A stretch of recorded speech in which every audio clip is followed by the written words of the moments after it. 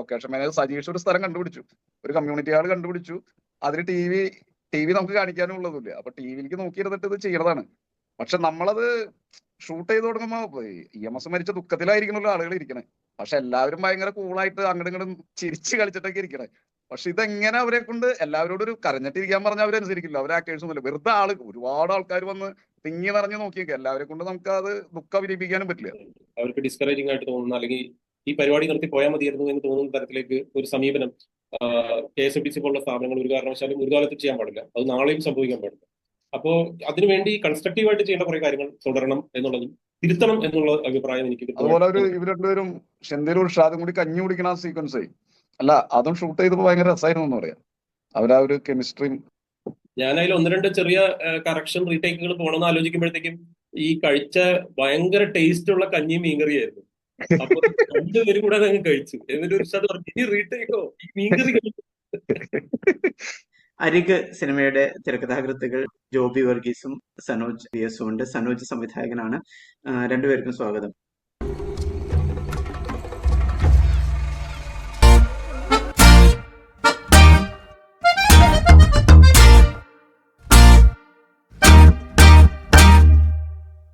ഇത് തിരക്കഥ തയ്യാറാക്കുമ്പോൾ ശ്രദ്ധിച്ചേർന്ന കാര്യങ്ങൾ എന്താണെന്ന് അറിയാൻ നല്ല താല്പര്യമുണ്ട്. Thank you very much. പിന്നെ തിരക്കഥ നമ്മൾ വളരെ ചെറിയ സമയം കൊണ്ട് എഴുതിയതാണ്, ഞാനും ജോബിയും കൂടെ. ഞങ്ങള് വേറൊരു സിനിമയുടെ പണികളുമായി ബന്ധപ്പെട്ടിരിക്കുന്ന സമയത്താണ് ഞങ്ങൾ എഴുതിയത്. അപ്പോ അന്നേരം നമ്മൾ അതിനെക്കുറിച്ച് കൂടുതലായിട്ട് ആലോചിക്കുകയും ആ സമയത്ത് നമുക്ക് മനസ്സിൽ വരികയും നമ്മൾ ചിന്തിക്കുകയും നമ്മൾ ഡിസ്കസ് ചെയ്യുകയും ചെയ്ത കാര്യങ്ങളിലൂടെ അങ്ങനെ കടന്നു വന്നതാണ്. അത് വളരെ ഓർഗാനിക്കായിട്ട് സംഭവിച്ചതാണ്. അതിനുവേണ്ടി ഞങ്ങൾ ഒരുപാട് റെഫറൻസുകൾ നടത്തുകയോ ഒരുപാട് റിസർച്ച് ചെയ്യുകയോ ചെയ്തിട്ടില്ല സത്യം പറഞ്ഞ. കാരണം അതിനുള്ള ദിവസം ഉണ്ടായിരുന്നില്ല. നമ്മളൊരു സിനോപ്സിസ് പ്ലാൻ ചെയ്ത് ആലോചിച്ച് അത് അയക്കുകയും പിന്നീട് ആ സിനോപ്സിസുമായി ബന്ധപ്പെട്ട കുറച്ച് ഡിസ്കഷൻസിന്റെ 1-2 ഘട്ടങ്ങൾ KSFDCയുമായി നടത്തുകയും പിന്നെ വളരെ അപ്രതീക്ഷിതമായിട്ട് ഒരു ദിവസം നിങ്ങൾക്ക് 20 ദിവസത്തിനുള്ളിൽ നിങ്ങൾ തിരക്കഥ സബ്മിറ്റ് ചെയ്യണം എന്നുള്ള ഒരു നോട്ടിഫിക്കേഷൻ നമുക്കൊരു മെയിൽ വരികയാണ് ചെയ്തത്.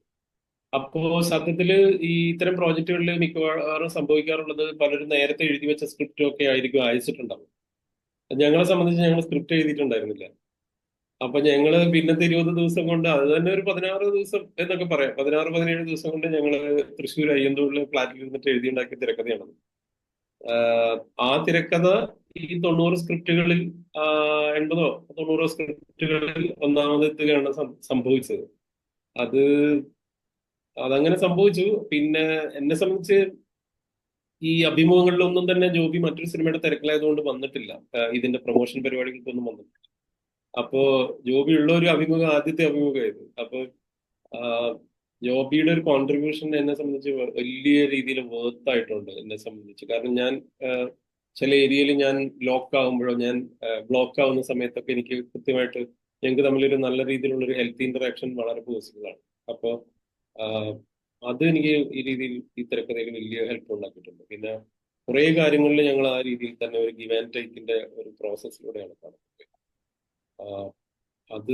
അപ്പൊ ഞാൻ കുന്നംകുളത്തെ ഒരു ലോകം ഇങ്ങനെ ആയിരിക്കാം എന്നുള്ള സങ്കല്പത്തിന്റെ അടിസ്ഥാനത്തിൽ ഒരു കഥ ആലോചിക്കുന്നു. അതിനെ സിനിമാറ്റിക് നരേറ്റീവിലേക്ക് കൊണ്ടുവരാൻ വേണ്ടി ഒരുപാട് എൻഹാൻസ് ചെയ്യുന്ന തരത്തിലേക്ക് ഒരു കോറൈറ്റർ എന്നുള്ളതിലേക്ക് ജോബി ഇടപെട്ടിട്ടുണ്ട്, അല്ലെങ്കിൽ ജോബി കോൺട്രിബ്യൂട്ട് ചെയ്തിട്ടുണ്ട്. അത് എന്നെ സംബന്ധിച്ച് വലിയ ഒരു ബ്ലെസ്സിംഗ് ആയിരുന്നു പറയാം. ബാക്കി ഇതുവരെ അഭിമുഖങ്ങളിൽ പങ്കെടുക്കാത്ത ജോബി പറയട്ടെ. നമ്മൾ വളരെ കുറച്ച് സമയം കൊണ്ട് എഴുതിയ സ്ക്രിപ്റ്റ് ആണ്.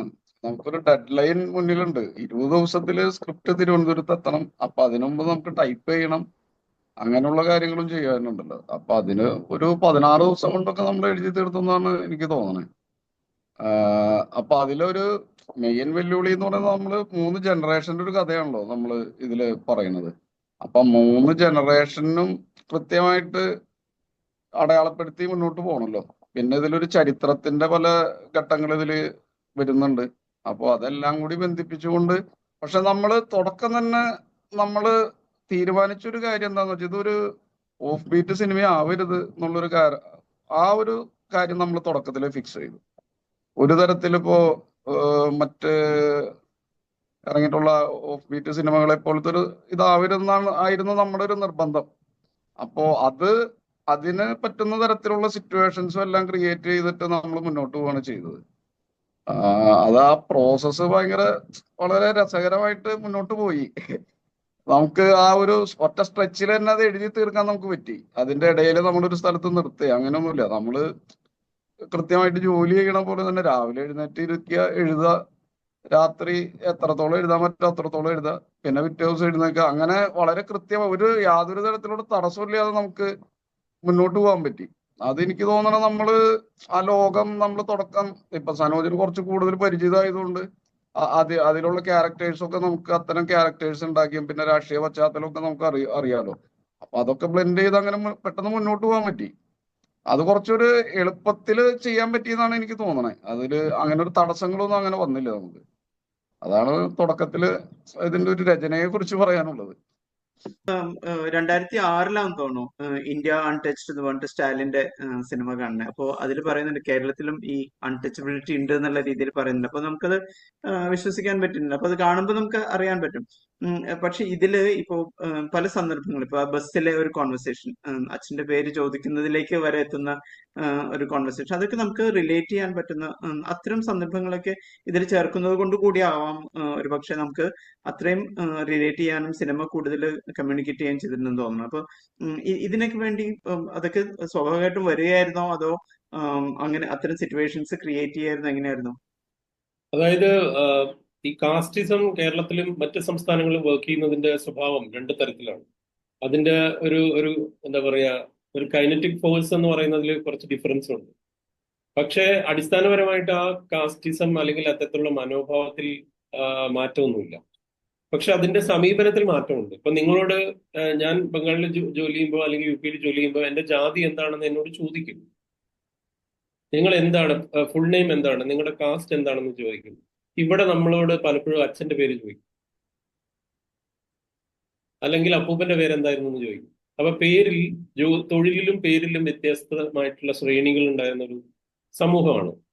ഇപ്പോ നിങ്ങൾക്ക് കോരൻ നമ്പൂതിരി എന്ന ഒരു കഥാപാത്രത്തെ ഒരു മനുഷ്യനെ കാണാൻ പറ്റില്ല, ഇല്ലല്ലോ. കോരൻ നമ്പൂതിരിയെ കാണാൻ പറ്റില്ല. കാരണം അങ്ങനെ ഒരു പേര് ചില പർട്ടിക്കുലർ വിഭാഗങ്ങൾക്ക് മാത്രമാണ് ഉണ്ടായിരുന്നത്, അല്ലെങ്കിൽ അങ്ങനെ പേരിടാനേ പാടുമായിരുന്നുള്ളൂ. അവരൊരു പക്ഷേ 60കളിലോ 50കളിലോ മഹാദേവൻ എന്ന് പേരിടാൻ ഒരുപക്ഷെ ദളിത്സിന് പറ്റിയിരുന്നോ എന്ന് എനിക്ക് സംശയമുണ്ട്. ഞാൻ പറയുന്ന ഒരു ഉദാഹരണമാണ്. ചിലപ്പം ആരെങ്കിലുമൊക്കെ പേരിട്ട് കാണാമായിരിക്കാം. പക്ഷെ അപ്പോ ഈ ഇവിടെ അത് വർക്ക് ചെയ്യുന്ന തലം എന്ന് പറയുന്നതും കുറച്ചുകൂടെ നമുക്ക് അതിന്റെ ഒരു വിസിബിലിറ്റി എന്ന് പറയുന്നത്, അല്ലെങ്കിൽ അത് എവിഡന്റ്ലി വിസിബിൾ ആവുന്ന തരത്തിലാണോ, എന്നാൽ അത് അണ്ടർലൈയിങ് ആയിട്ടാണോ എന്നുള്ള കാര്യത്തിലാണ് വ്യത്യസ്തത. അപ്പോ നിങ്ങൾക്ക് മധുരയിൽ നടക്കുന്ന ഒരു ജാതിക്കൊല എന്ന് പറയുന്നത്, ഇപ്പൊ മധുരയിലെ സെൻട്രൽ ജയിലില്, ഇപ്പൊ തിരുനെൽവേലിയിലും ആ ഭാഗത്തൊക്കെയുള്ള ജയിലുകളിൽ ചില വിഭാഗങ്ങളെ ജയിലിൽ ഈ പറയുന്ന ജയിൽ മെയ്റ്റ്സ് ആയിട്ട് വരുന്ന ആളുകളുടെ അവർക്ക് പ്രത്യേക സെല്ലുകളിലാണ് അവരെ പാർപ്പിക്കുന്നത്. ഇത് ഞാൻ പറയുന്നത് അത് വയറില് ഈ അടുത്ത ഒരു വലിയ റിപ്പോർട്ട് വരികയും സുപ്രീം കോടതി വരെ പോവുകയും സുപ്രീം കോടതി ചീഫ് ജസ്റ്റിസ് ആയിട്ടുള്ള DY ചന്ദ്രചൂഡ് ഒരു സുപ്രധാന വിധി പുറപ്പെടുവിക്കുകയും ചെയ്തത് ഈ അടുത്ത കാലത്താണ്. ദ വയർ റോയിറ്റേഴ്സുമായി ചേർന്നിട്ടുള്ള ഒരു പ്രോജക്റ്റിന്റെ ഭാഗമായിട്ട് ഒരു ഗംഭീര റിപ്പോർട്ട് പ്രസിദ്ധീകരിച്ചിരുന്നു. ഇന്ത്യയിലെ ജയിൽ മാനുവൽ തികഞ്ഞ ജാതിയുടെ അടിസ്ഥാനത്തിലുള്ള ജയിൽ മാനുവലാണ് ഇന്ത്യയിൽ അനുവർത്തിച്ചു വരുന്നത്. ഇപ്പോഴും 14 സംസ്ഥാനങ്ങളിൽ ജാതി അടിസ്ഥാനത്തിലുള്ള ജയിൽ മാനുവൽ, പരിഷ്കരിക്കാത്ത ജയിൽ മാനുവലാണ് ഉപയോഗിക്കുന്നത്. അത് ഉടനെ പരിഷ്കരിക്കണമെന്ന് DY ചന്ദ്രചൂഡ് ഇറങ്ങുന്നതിന് മുമ്പ് പറഞ്ഞു. ഇത്രയും വർഷമായി ഇത്രയും ലോകം മോഡേണൈസ് ചെയ്തു നമ്മൾ ആലോചിക്കണം. അതിന് വലിയ കേസ് നടന്നു. രാജസ്ഥാനിലെ ആൾവാർ ജയിലിൽ ഉണ്ടായിരുന്ന ഒരു ബീഹാറി ആയിട്ടുള്ള ഒരു യുവാവ്, അവൻ ജയ്പൂരിലെ ഒരു ഇലക്ട്രിക് ഷോപ്പിൽ ജോലി ചെയ്തിരുന്നതാണ്. അവിടെ ഒരു മോഷണം നടന്നപ്പോൾ അവനെയാണ് ആദ്യം പൊക്കുന്നത്. കാരണം അവൻ ദളിതാണ്. അവൻ ഏതാണ്ട് എനിക്ക് തോന്നുന്നു 1.5 വർഷം മറ്റേ ജയിലിൽ കിടന്നു. ജയിലിൽ കിടന്നിട്ട് അവൻ കുറ്റവാളിയല്ല, അവൻ തെറ്റ് ചെയ്തിട്ടില്ല എന്ന് തിരിച്ചറിഞ്ഞിട്ട് പിന്നീട് കേസിൽ നിന്ന് കുറ്റവിമുക്തനായി. ഈ 1.5 കൊല്ലം അവനെ ജയിലിൽ കിടക്കാൻ പ്രേരിപ്പിച്ച ഘടകം, ഒന്ന് ഇവൻ തൊഴിലാളിയാണ്, മറ്റൊന്ന് ഇവൻ താഴ്ന്ന ജാതിക്കാരനായതുകൊണ്ട് ഇവൻ ഇത് ചെയ്തിരിക്കാം, ഇവൻ മോഷ്ടിച്ചിരിക്കും ഫോൺ എന്ന് തീരുമാനിക്കപ്പെടുകയാണ് പോലീസ്. അപ്പോ കോടതിയിൽ, അപ്പൊ ഇത് ഞാൻ പറഞ്ഞ ആ കേസ് അങ്ങനെയാണ്. പക്ഷെ ജയിലിൽ പോയപ്പോ എന്ത് സംഭവിച്ചതെന്ന് വെച്ചാൽ ഇവന് ജയിലിലെ ജോലികളിൽ ഇവര് സെഗ്രിഗേറ്റ് ചെയ്ത് കൊടുത്തു. ആ സെഗ്രിഗേറ്റ് ചെയ്ത ജോലിയിൽ ഇവന്റേത് കക്കൂസ് വേസ്റ്റ് മാലിന്യം നീക്കുന്ന, കക്കൂസ് ക്ലീൻ ചെയ്യുന്ന ജോലിയാണ്. കാരണം ഇവൻ ബീഹാറിലെ ദളിത് ഈ പറയുന്ന ആ, ഒരു വിഭാഗത്തിൽ വരുന്ന ഒരു മനുഷ്യനാണ്. ഇത് ജയിൽ മാനുവലി നടക്കുന്നതാണ് ഇന്ത്യയിൽ. അപ്പോ ഇങ്ങനത്തെ ഒരു രാജ്യത്ത് നമ്മൾ ജീവിക്കുന്നു. പക്ഷെ ഈ സ്വഭാവത്തിലല്ലാതെ തന്നെ ആ, ജാതിയുടെ മറ്റു തരത്തിലുള്ള ആ, എന്താ പറയാ നരേറ്റീവ്സ്, അല്ലെങ്കിൽ ആ തരത്തിലുള്ള കൾച്ചറലി എങ്ങനെയാണ് ജാതി നമ്മളെ ഗ്രസിച്ചിരിക്കുന്നത് എന്നുള്ളതിന് കേരളം ഭയങ്കരമായിട്ടുള്ള ഒരു സൂചകമാണ്. കാരണം കൾച്ചറലിയാണ് നമ്മളിലേക്ക് ഇപ്പോ കാരണം നമ്മുടെ പൊതുബോധം എന്ന് പറയുന്നത് നമ്മൾ വളരെ ലിബറലായ വളരെ മോഡേൺ ആയ മനുഷ്യരാവാൻ എല്ലാ ജാതി ചിന്ത ഉള്ളവർ പോലും ആഗ്രഹിക്കുന്നു കേരളത്തിൽ. അപ്പൊ അതുകൊണ്ട് തന്നെ ഇത് വളരെ സട്ടിലായിട്ടുള്ള വളരെ കൾച്ചറലി ഇൻഫ്ലുവൻസ്ഡ് ആയിട്ടുള്ള ഒരു സാധനമായിട്ടാണ് വർക്ക് ചെയ്യുന്നത്. അതുകൊണ്ട് നിങ്ങൾക്ക് ഒരു വിവാഹാലോചന നമ്മൾ ഒരു ഇഷ്ടമാണ് ഒരു പയ്യനെ എന്ന് പറയുമ്പോൾ അല്ലെങ്കിൽ ഒരു പെൺകുട്ടി എന്ന് പറയുമ്പോൾ അത് നമുക്ക് ചേർന്ന ആളുകളാണോ എന്ന് ചോദിക്കുന്നത് പോലും രണ്ട് ഘടകങ്ങളുടെ അടിസ്ഥാനത്തിലായിരിക്കും. ഒരുപക്ഷെ ഇക്കണോമി, അതിന്റെ ഈ പറയുന്ന ഫിനാൻഷ്യൽ സ്റ്റേറ്റസുമായി ബന്ധപ്പെട്ടാണെങ്കിൽ, മറ്റൊന്ന് ജാതിയാണ്. അതേസമയം നമ്മുടെ എന്താ പറയാ നിത്യജീവിതത്തിന്റെ മറ്റു പല കാര്യങ്ങളിലോ, നമ്മളുടെ ഗ്യാതറിങ്ങുകളിലോ, നമ്മുടെ ഒരുപക്ഷെ പ്രണയത്തിലോ, നമ്മുടെ ലൈംഗികതയിലോ ഒന്നും തന്നെ ജാതി ഉണ്ടാവില്ലായിരിക്കാം. ഇപ്പൊ ഒരു ലൈംഗിക ബന്ധം യാദൃശ്യമായിട്ട് സംഭവിക്കുമ്പോൾ നമ്മൾ മനുഷ്യർ ഇവിടുത്തെ ജാതീയത ഉള്ളവൻ പോലും അവിടെ ജാതി ഘടകമാക്കില്ല. പക്ഷെ അവൻ വിവാഹം കഴിക്കുമ്പോൾ അല്ലെങ്കിൽ അവന്റെ അച്ഛൻ മരിക്കുമ്പോൾ, അല്ലെങ്കിൽ വീട്ടിലാരെങ്കിലും മരണപ്പെടുമ്പോൾ ജാതി ഒരു ഘടകമാണ് പല വീടുകളിലും. അപ്പൊ എന്നാൽ ഈ കൾച്ചറലിയാണ് വരുന്നത്. ഇത് നമുക്ക് പറ്റിയ ആളാണെന്ന് ചോദിക്കുന്നതിൽ പോലും ഇത് നമ്മളുടെ കുലത്തിന് ചേർന്നതാണോ എന്ന് പറയുന്ന സ്വഭാവമുണ്ട്. ഇത് കുറെ കാലങ്ങളിൽ പോയി പതിയെ പതിയെ പോയിക്കൊണ്ടിരുന്ന ഒരു സാധനം വളരെ ശക്തമായ രീതിയിൽ മറ്റു പല രീതിയിൽ തിരിച്ചു വന്നു. വാട്സപ്പ് ഗ്രൂപ്പുകൾ വന്നു, തറവാട്ട് ക്ഷേത്രങ്ങൾ പുനരുദ്ധരിക്കപ്പെട്ടു, തറവാട്ട് കൂട്ടായ്മകൾ വന്നു, തറവാടിത്ത ഘോഷണങ്ങൾ കൂടി. ഓരോ വിഭാഗത്തിലും, ക്രിസ്ത്യൻ വിഭാഗത്തിൽ തന്നെ അരിസ്റ്റോക്രാറ്റ് ആയിട്ടുള്ള മറ്റു വിഭാഗങ്ങൾ ഞങ്ങൾ മറ്റേ വിഭാഗത്തിൽ നിന്ന് വിവാഹം കഴിക്കില്ല എന്ന് പറയുന്ന തരത്തിലേക്ക് ഞങ്ങൾ മറ്റേ ഇവിടെ നിന്ന് വന്ന നമ്പൂതിരിമാരുടെ തലമുറയിൽ നിന്ന് മാർക്കം കൂടി വന്ന ആദ്യത്തെ തലമുറയാണ് എന്നൊക്കെ പറയുന്ന ക്രിസ്ത്യൻ കുടുംബങ്ങൾ ഉൾപ്പെടെ. ഞാൻ പറയുന്നത് ഈ രീതിയിൽ ഈ പാരമ്പര്യ കോശം എന്ന് പറയുന്ന ഈ പാരമ്പര്യവാദത്തിന്റെയും ഇപ്പൊ ഹിന്ദു വിഭാഗങ്ങളിലാണെങ്കിൽ വലിയ തരത്തിലുള്ള തറവാട്ട് ക്ഷേത്രങ്ങളുടെ പുനരുദ്ധാരണത്തിലും വലിയൊരു സവർണ ബോധത്തിലേക്ക് തിരിച്ചു വന്നു എന്നുള്ളതും ഇപ്പൊ ജാതിക്ക് ഓരോ വിഭാഗത്തിന് മാട്രിമോണി വരുന്ന ഒരു കാലത്തിലേക്ക് മാറി. അപ്പൊ അതിനെ നമ്മൾ ഈ ഒരു മുദ്രാവാക്യമോ ഒരു വലിയ ഡോക്യുമെന്ററി സ്വഭാവമോ ഇല്ലാതെ സിനിമാറ്റിക് നറേറ്റീവിൽ എങ്ങനെ പറയാൻ പറ്റും, വളരെ ലൈറ്റ് ആയിട്ട് എങ്ങനെ പറയാൻ പറ്റും, എന്നാൽ വളരെ സ്ട്രോങ് ആയിട്ട് ആളുകൾക്ക് ഉള്ളിൽ ഒരു ഇന്റൻസ് ആയിട്ട് അത് വർക്ക് ചെയ്യാൻ പറ്റുമോ, അങ്ങനെയൊക്കെയുള്ള കാര്യങ്ങൾ നമ്മൾ ആലോചിച്ചത് തന്നെയാണ്. അത് ചെയ്തു വന്നപ്പം ഇപ്പൊ അങ്ങനെ ആ രീതിയിൽ ഒരു അപ്രീസിയേഷൻ വരുന്നു എന്നുള്ളതിൽ നമുക്ക് സന്തോഷം. പേര് ആദ്യം തന്നെ നമ്മൾ ചോദിക്കുന്നത് പേരാണ്. ഇപ്പോ പേരുകളിൽ കൃത്യമായിട്ട് ചിലപ്പോൾ ജാതി അറിയാൻ പറ്റണമെന്നില്ല. അപ്പൊ നമ്മൾ അടുത്ത ചോദ്യം ചോദിക്കുന്നത് അച്ഛന്റെ പേരെന്താണെന്നായിരിക്കും. അപ്പൊ അതിൽ നിന്ന് ഏകദേശം കിട്ടും. അതും കിട്ടില്ലെങ്കിൽ നമ്മുടെ സ്ഥലമൊക്കെ ആയിരിക്കും. ഇപ്പൊ ഞാൻ പാലക്കാട് ചിറ്റൂർ ഏരിയയിലൊക്കെ ജോലി ചെയ്യുമ്പോൾ എനിക്ക് തോന്നുന്നു പണ്ട് ഓരോ വിഭാഗം ഓരോ ജാതി ഓരോ സ്ഥലത്താ താമസിച്ചെന്ന് തോന്നുന്നു. ഇപ്പൊ അവിടെ തെക്കേ ഗ്രാമത്തിൽ നിന്നാണ് വരണേന്ന് പറഞ്ഞാൽ അതൊരു പട്ടരായിരിക്കും. ഇപ്പൊ പുതുനഗരം ഭാഗത്തു നിന്ന് ആണെന്ന് പറഞ്ഞാൽ അത് മുസ്ലിം ആയിരിക്കും. ഇപ്പൊ മൂത്താന്തറ, അങ്ങനെ ഓരോ ജാതിനെ അടയാളപ്പെടുത്തുന്ന സ്ഥലപ്പേരുകളുണ്ട്. അപ്പോ ഓരോ സ്ഥലത്ത് ഓരോ ഏരിയ എന്ന് പറഞ്ഞ ആളുകൾ ഏതൊക്കെ വിഭാഗത്തിൽപ്പെട്ട ആളുകളാണെന്ന് വളരെ കൃത്യമായിട്ട് അറിയാൻ പറ്റും. അപ്പോ നമ്മൾ പുറത്ത് നമുക്ക് പരസ്യമായിട്ട് അയാൾ ജാതി ചോദിക്കാൻ ചിലപ്പോ മടിയുണ്ടാവും നമുക്ക് ഒരു കേരളത്തിന്റെ ഒരു സാഹചര്യം. അപ്പോ അത് തിരിച്ചറിയാനുള്ള ഒരു വളഞ്ഞ അല്ലെങ്കിൽ ഒരു സൂത്രപ്പണിയാണത്. ആദ്യം അച്ഛന്റെ പേര് ചോദിക്കുക, പിന്നെ സ്ഥലപ്പേര് ചോദിക്കുക എന്നുള്ളത്. അപ്പൊ അത് നമ്മളൊരു കുറച്ച് രസകരമായിട്ട് ആ ഒരു കോൺവെർസേഷനിൽ ഉൾപ്പെടുത്തിയതാണ്. ശങ്കരൻ എമ്പ്രാന്തിരി ആയിരിക്കും അച്ഛന്റെ പേരെന്ന് വിചാരിച്ചിട്ടാണ് മറ്റേയാൾ ചോദിക്കണേ, ജയദേവൻ ചോദിക്കണേ. പക്ഷെ കോരൻ എന്നാണ് അദ്ദേഹത്തിന് മറുപടി കിട്ടുന്നത്. ഹോസ്റ്റലിൽ എത്തുന്നവരെയും ഉണ്ട് വടക്കേ ഇന്ത്യയിൽ ചെല്ലുമ്പോൾ. കേരളത്തിൽ അങ്ങനെ ഉണ്ടോ എന്ന് എനിക്കറിയില്ല. അങ്ങനെ രണ്ട് തരത്തിലുള്ള ഹോസ്റ്റൽ മുറികളാണ് കിട്ടുന്നത്. അതും ഒരു പുതിയ അറിവായിരുന്നു. അത് ശരിക്കും ഫീൽ ചെയ്യുന്നുണ്ട് അത് കാണിക്കുന്ന സമയത്ത്. അത് രോഹിത് വേമുലയുടെ ആത്മഹത്യക്കുറിപ്പിൽ പറയുന്നതാണ്. രോഹിത് വേമുലയുടെ ആത്മഹത്യക്കുറിപ്പിൽ പറയുന്നുണ്ട്, ഞങ്ങളുടെ ഹോസ്റ്റൽ മുറി നിങ്ങൾ കണ്ടിട്ടുണ്ട്, അത് തൊഴുത്ത് പോലെയാണ്. ഞങ്ങൾ ഏറ്റവും പഴയ ഒരു ബ്ലോക്കിലേക്ക് കൊണ്ടുപോയിട്ട് ഒരാൾ പോലും തിരിഞ്ഞു നോക്കാത്ത ഒരു തൊഴുത്തിലേക്ക് കൊണ്ടുപോയിട്ടിരിക്കുകയാണ് എന്ന് പറയുന്നുണ്ട്. അത് ഒരുപക്ഷെ ഒരുപാട് മനുഷ്യരുടെ ഒരു ഏതെങ്കിലും തരത്തിലുള്ള ഇമോഷൻ അല്ലെങ്കിൽ അവരുടെ അനുഭവത്തെ നമ്മൾ ആ രീതിയിൽ അതിന്റെ ഒരു സർഗാത്മകമായ ആവിഷ്കാരമായിട്ട് നമ്മൾ സത്യം പറഞ്ഞാൽ കടം കൊണ്ടതാണ്. അത് ഒരുപക്ഷെ പലർക്കും ഉണ്ടായിട്ടുണ്ടാവാം. യു പിയിൽ ധാരാളം ഇൻസിഡൻസ് ഇതുമായി ബന്ധപ്പെട്ട് ഞാൻ റിപ്പോർട്ട് ചെയ്തിട്ടുണ്ട് മാധ്യമപ്രവർത്തനം എന്നുള്ളത്. അപ്പൊ അത്തരത്തിൽ നമ്മൾ ആലോചിച്ച സമയത്ത് നമ്മുടെ മനസ്സിലേക്ക് വന്നൊരു ഒരു കാര്യമാണ്. ഇപ്പൊ നേരത്തെ ജോബി പറഞ്ഞ പോലെ ഈ ചില പേരുകൾക്ക് കോമൺ സ്വഭാവമുണ്ട്. എം ശങ്കരൻ നമ്പൂതിരിപ്പാടിന്റെ പേരും ഈ ഒരു കർഷക തൊഴിലാളിയായ ദളിതനായ ശങ്കരേട്ടനും ഒക്കെ തന്നെ ആ പേരുണ്ടാവാം. പക്ഷെ ചില പേരുകൾ ഉണ്ടാവില്ല. അപ്പൊ ആ പേരിൽ നിന്ന് കിട്ടില്ലാത്തത് അടുത്ത പേരിനോട് ചോദിച്ച് അതിന്റെ പാരമ്പര്യം തേടി പോവാന്നുള്ള ഒരു കൗതുകം, അല്ലെങ്കിൽ അതിലുള്ള ഒരു തരം ഒരു ജാതി ചിന്ത മനുഷ്യനുണ്ട്, അല്ലെങ്കിൽ ക്യൂരിയോസിറ്റി ഉള്ള ആൾക്കാരുണ്ട്. എല്ലാവരും അങ്ങനെയാണെന്നല്ല പറയാം. അതിലേക്ക് അതിൽ നിന്ന് നമ്മൾ അങ്ങനെ ട്രിഗർ ചെയ്ത് തുടങ്ങാം എന്ന് വിചാരിക്കുന്നതാണ്. മറ്റൊന്ന്, ഹോസ്റ്റലുകളിലെ കഥ ഈ പറഞ്ഞ പോലെ ഹൈദരാബാദ് യൂണിവേഴ്സിറ്റിയിലാണെങ്കിലും ഇപ്പൊ മദ്രാസ് IIT നിങ്ങൾക്ക് അറിയാമല്ലോ. അതിനെ ഒരു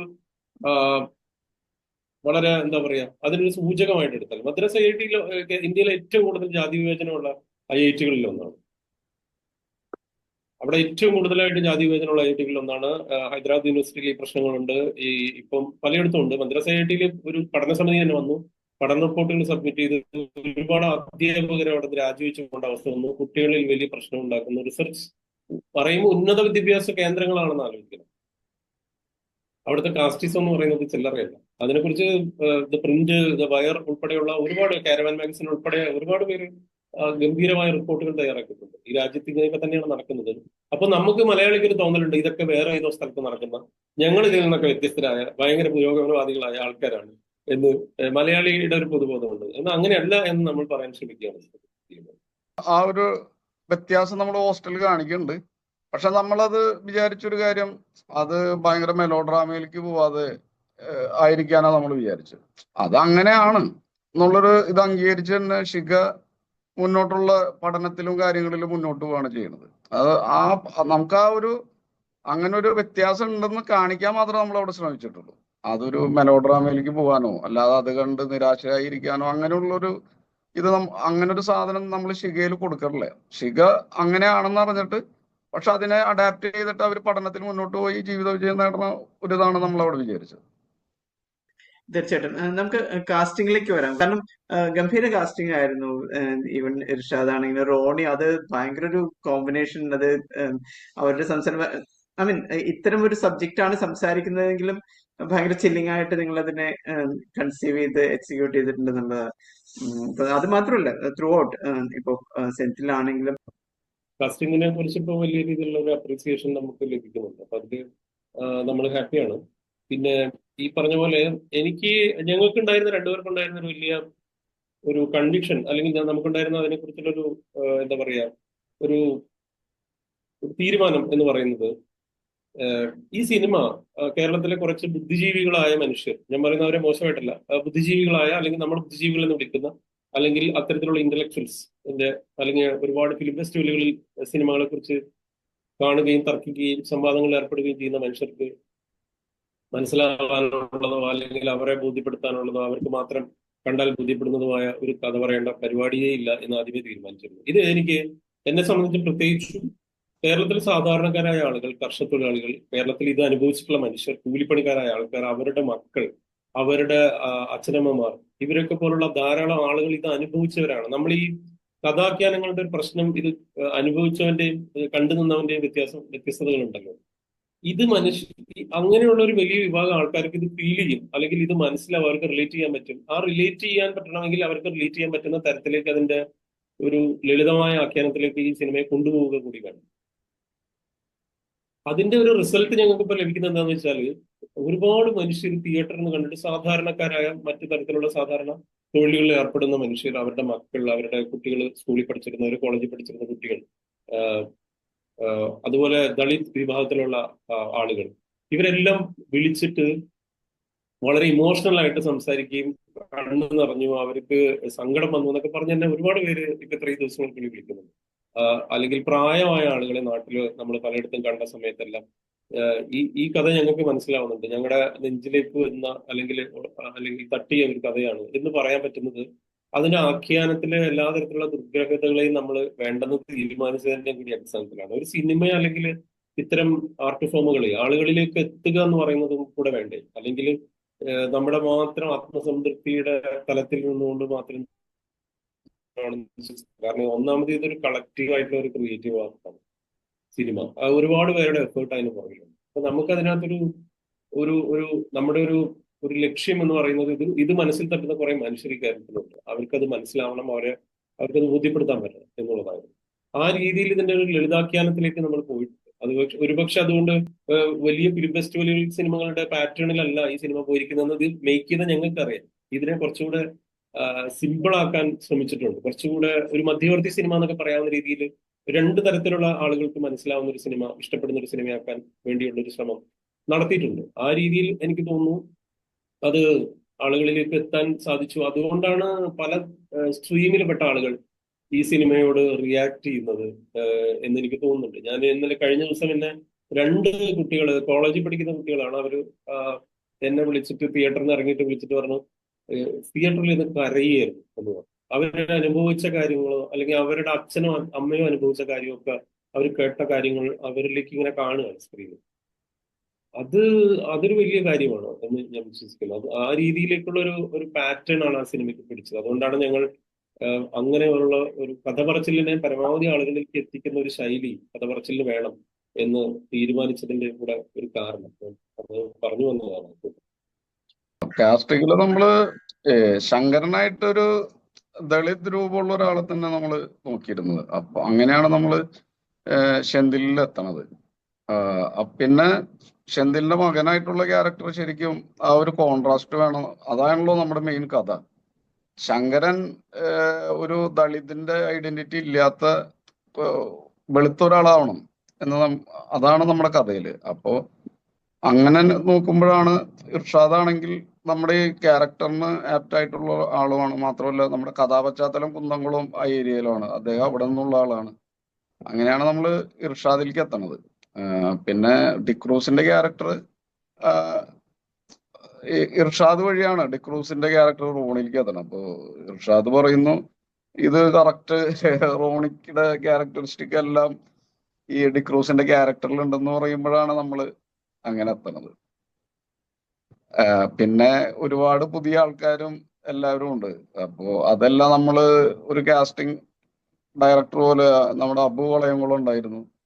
അപ്പോ അങ്ങനെയാണ് നമ്മള് ചെറിയ ചെറിയ റോൾസിനുള്ള ആളുകളെയും ആ ക്യാരക്ടറിന് ചേർന്ന ഒരു കാസ്റ്റിംഗ് നടത്താൻ നമുക്ക് അങ്ങനെയാണ് പറ്റിയത്. പിന്നെ ആ അടുത്ത പ്രദേശത്തു നിന്നൊക്കെ ഉള്ള ഒരുവിധം ആളുകളെയൊക്കെ നമ്മൾ പൊക്കിയിട്ടുണ്ട്. പിന്നെ ഇതില് രസകരമായ എന്താ യൂണിറ്റുകാർ ഉൾപ്പെടെ എല്ലാവരും അതെ അതെ അതെ അതെ. പിന്നെ നമ്മളതില് ഷെന്തിലിന്റെ മുണ്ടിയമ്മാമ എന്ന് പറഞ്ഞ ക്യാരക്ടർ അത് വളരെ രസകരമാണ്. നമ്മള് അങ്ങനെ അതിന് പറ്റിയ ഒരാളെ നമുക്ക് കിട്ടണ്ടായില്ല. എന്നിട്ട് ഞങ്ങൾ ഷൂട്ടിന്റെ തലേ ദിവസം വരെ അന്വേഷിച്ച് നടക്കാം. അങ്ങനെ ഒരു ഷൂട്ട് നടന്നുകൊണ്ടിരിക്കുന്ന ഒരു ലൊക്കേഷനിൽ നിന്ന് അടുത്ത സ്ഥലത്തേക്ക് ഞങ്ങൾ ഇങ്ങനെ പോകുമ്പോൾ വഴിയിൽ വെച്ചിട്ട് ഒരു അമ്മാമേനെ കണ്ടത്, ഒരു പ്രായമായ സ്ത്രീ. അവരെ കണ്ടപ്പോ ഇവര് കൊള്ളാലോ, നമുക്കൊന്ന് നോക്കിയാലോ എന്ന് പറഞ്ഞിട്ട് അപ്പൊ തന്നെ ഞങ്ങൾ ഇറങ്ങിയിട്ട് ഇവര് വെറുതെ നമ്മളൊന്ന് സംസാരിച്ചു നോക്കണല്ലോ. ഇവര് സംസാരിക്കണത് എങ്ങനെയാണെന്നൊക്കെ നമ്മൾ അറിയണമല്ലോ. അപ്പൊ ഞങ്ങള് വഴിയിൽ അവരെനിക്ക് തോന്നണം അവര് വിറകും കെട്ടോ പുല്ലും കെട്ടോ എന്തോ തലയിൽ വെച്ച് പോവായിരുന്നു. അപ്പൊ ഞങ്ങളവിടെ വണ്ടി നിർത്തി അവരെ അടുത്ത് ചെന്ന് എന്താ പേര്, എവിടെയാ വീട്, എന്താണ് ഇവിടത്തെ സ്ഥലം എന്താണ്, അങ്ങനെയൊക്കെ നമ്മൾ കാഷ്വൽ ആയിട്ട് ഒരുപാട് സംസാരിച്ചു. അപ്പൊ 3 പേരുണ്ടായിരുന്നു അവരുടെ കൂടെ വേറെ 2 പേരും കൂടി ഉണ്ടായിരുന്നു. അവര് പക്ഷെ ഭയങ്കര നാണത്തിൽ അങ്ങോട്ട് മാറിപ്പോയി, ഞങ്ങളോട് സംസാരിക്കാതെ കുറച്ച് അകലേക്ക് മാറിയിരുന്നു. പക്ഷെ ഇവര് മാത്രം ഞങ്ങളോട് കാര്യമായിട്ട് ഇങ്ങനെ സംസാരിച്ചു. അത് കഴിഞ്ഞപ്പോ നമുക്ക് മനസ്സിലായി ഇവര് അങ്ങനെ സംസാരിക്കാനും ഇതിനൊന്നും യാതൊരു പ്രശ്നമില്ല എന്ന് മനസ്സിലായി. അപ്പൊ പറഞ്ഞു നമുക്ക് ഇവരെ തന്നെ ഫിക്സ് ചെയ്യാം. എന്നിട്ട് അവരെ നമ്പർ വാങ്ങി. അവരുടെ മകന്റെ നമ്പറായിരുന്നു ഉണ്ടായിരുന്നത്. എന്നിട്ട് മകന്റെ നമ്പർ വാങ്ങി നമ്മൾ കോണ്ടാക്ട് ചെയ്ത് അവരെ വിളിച്ചു വരുത്തിയിട്ടാണ് അവരെ അഭിനയിപ്പിക്കണേ. അങ്ങനെ കാസ്റ്റിംഗിൽ ഭയങ്കര രസകരമായ സംഭവങ്ങൾ ഒരുപാടുണ്ട്. പ്രതാപേട്ടന്റെ ആക്ടർ പ്രതാപേട്ടന്റെ അമ്മയാണ് അതിനെ ഡബ് ചെയ്തിരിക്കുന്നത്. ഡബിങ് ഭയങ്കര ഇൻട്രസ്റ്റിംഗ് ആണ്. അതിനെ മറ്റത് മുണ്ടിയമ്മാമ അവരുടെ ക്യാരക്ടർ അവർക്ക് അങ്ങനെ ഭയങ്കര ആക്ടിങ് ഒന്നും അറിയുന്ന ഒരാളല്ല. ഒരു സാധാരണ കർഷകത്തൊഴിലാളി സ്ത്രീയാണ്. അപ്പൊ അവിടെ നമ്മൾ കുറച്ച് ഡിഫിക്കൽട്ടീസ് ഉണ്ടായി ഷൂട്ട് ചെയ്യുന്ന സമയത്ത്. അത് ഒരു കറക്റ്റ് ആയിട്ട് ഡെലിവറി ചെയ്യുന്ന രീതിയിലല്ലായിരുന്നു. പക്ഷെ ഞങ്ങൾ കുറെ റീടേക്ക് ഒക്കെ പോയി ഒരുവിധം അഡ്ജസ്റ്റ് ചെയ്ത് കട്ട് ഷോട്ടുകൾ ഈ പറയുന്ന സജഷൻ ഷോട്ടുകളൊക്കെ വെച്ച് അഡ്ജസ്റ്റ് ചെയ്തു. പക്ഷെ ഡബ് ചെയ്യുന്ന സമയത്തേക്ക് പ്രതാപേട്ടന്റെ അമ്മയെ കൊണ്ടാണ് ഡബ് ചെയ്തത്. അത് അങ്ങനെ സജഷൻ വന്നപ്പോ പ്രതാപേട്ടന്റെ അമ്മ വന്നിട്ട് ഭയങ്കര കറക്റ്റ് ആയിട്ട് അത് ഡബ് ചെയ്തു. ആ ഡബിങ്ങോടുകൂടെ അത് അതിനകത്ത് ചെറിയ പ്രോബ്ലംസ് എല്ലാം പോകുന്ന രീതിയിലേക്ക് ആ ക്യാരക്ടർ കറക്റ്റ് ഡെലിവറി ചെയ്ത് പോകും.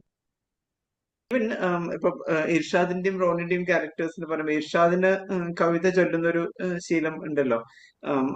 അതുപോലെ തന്നെ റോണി ഒരു അടയ്ക്ക കച്ചവടം കമ്പോള നിലവാരം അത് കമ്പോള നിലവാരം ഒരു വളരെ സിങ്ക് ആയിട്ടുണ്ട് ആ കാലഘട്ടത്തിനെ റെപ്രസെന്റ് ചെയ്യുന്ന ഒരു അത് ആ സന്ദർഭങ്ങളും അദ്ദേഹത്തിന്റെ ഒരു മാനറിസംസും റോണി ആ ക്യാരക്ടറിന് നന്നായിട്ട് ഉൾക്കൊണ്ട് ചെയ്തിട്ടുണ്ടെന്ന് തോന്നി.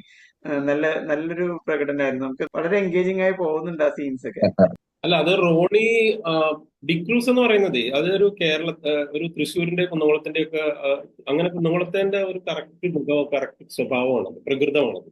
എല്ലാറ്റിനും നിസ്സാരവൽക്കരിച്ച് പറയുന്ന, എന്നാൽ കാര്യങ്ങളൊക്കെ മനസ്സിലാവുകയും എന്നാൽ അതിനേക്കാൾ കൂടുതൽ അതിനെക്കുറിച്ച് ആലോചിച്ചിട്ടുള്ള ധാരണയൊക്കെ ഉണ്ടെങ്കിലും ഈ എല്ലാറ്റിനോടും ഒരു സ്വതസിദ്ധമായ പുച്ഛം ഒക്കെ ഉള്ള ഒരു കഥാപാത്രം നമുക്ക് തൃശ്ശൂർ എപ്പോഴും കാണാം. അയാളുടെ ലളിതമായ വാക്കുകളിലൂടെ കാര്യങ്ങളെ കാണുന്നു. വളരെ ഫിലോസഫിക്കലായ വളരെ കാൽപ്പനികമായ കാര്യങ്ങളെ അതിനെ തന്നെ നേർതിരിച്ചിട്ടുന്ന തരത്തിൽ ഒരു VKN സ്വഭാവത്തിലുള്ള സംഭാഷണ രീതിയുള്ള ആളുകൾ ധാരാളമുണ്ട്. ഇപ്പൊ VKN തന്നെ ഇട്ടൂപ്പ് മുതലാളി എന്ന് പറയുന്ന കഥാപാത്രത്തെ എഴുതുന്നത് അതുകൊണ്ടാണ്. കുന്നോളത്തുകാരൻ പബ്ലിഷർ ആയിട്ടുള്ള ഇട്ടൂപ്പ് മുതലാളിയെ കുറിച്ച് VKN എഴുതുന്നത് അതുകൊണ്ടാണ്.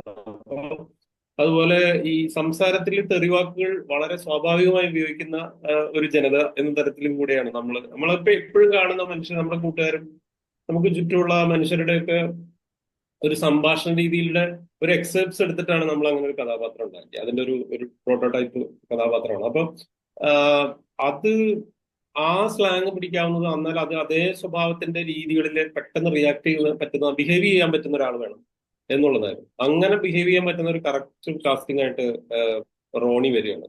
ഇർഷാദ് പറഞ്ഞിട്ട് റോണി ഭയങ്കര ബ്യൂട്ടിഫുൾ ആയിട്ട് ചെയ്തത് മാത്രമല്ല, ഇപ്പൊ എല്ലാവരും കാണുന്ന മിക്കവാറും ആളുകൾ റോണിയുടെ സീക്വൻസിനെ കുറിച്ച് പറയുന്നുണ്ട്. അപ്പം റോണിയുടെ ഒരു ഫിലോസഫി തന്നെ വേറെയാണ് ജീവിതത്തെ കുറിച്ച്. റോണിയുടെ മീൻസ് ഈ കഥാപാത്രത്തിന്റെ അത് ഈ സിനിമയ്ക്കകത്ത് ഇതിനെ കുറച്ചുകൂടെ രസകരമാക്കാൻ സഹായിച്ചു എന്നുള്ളതാണ് എനിക്ക് തോന്നുന്നത്.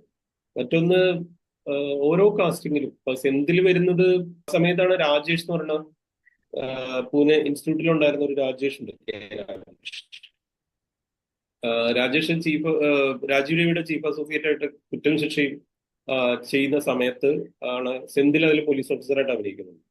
അപ്പോ ഈ പ്രോജക്ടിന്റെ ഡിസ്കഷൻ വന്ന സമയത്ത് രാജേഷാണ് എന്നോട് സെന്തിലിനെ നമുക്ക് അടുപ്പമുണ്ട്, കുറ്റവും ശിക്ഷയുടെ ഷൂട്ടിൽ ഫുൾ ടൈം നമുക്ക് അത്രയും സൗഹൃദമായതാണ്. അപ്പൊ അത് കേരളത്തിലും രാജസ്ഥാനിലൊക്കെ ആയിരുന്നു. അപ്പോ ഇങ്ങനെ രാജീവേട്ടനൊക്കെ ഇഷ്ടമുള്ള ഒരു ആക്ടറാണ്, തുറമുഖത്തിൽ അഭിനയിച്ചിട്ടുണ്ട്, നമുക്ക് സെന്തിലിനെ നോക്കാം എന്ന് രാജേഷാണ് എന്നോട് പറയുന്നത്. അങ്ങനെയാണ് ഞാൻ വിളിക്കുന്നത്. അപ്പൊ പിന്നെ സ്ക്രിപ്റ്റ് വായിക്കുന്ന ആ ക്യാരക്ടറിനെ കുറിച്ച് ഒരു തരത്തിലും തൃശ്ശൂരിലെ ഈ ലോകവുമായിട്ട് പരിചയമോ ഭാഷാപരമായിട്ടോ ഒന്നും ധാരണയുള്ള ഒരാളല്ല. പക്ഷെ അതിനുവേണ്ടി ആ ഗെറ്റപ്പും അതിനുവേണ്ടി ആ ക്യാരക്ടറിലേക്ക് ഇൻവോൾവ്മെന്റ് വേണ്ട.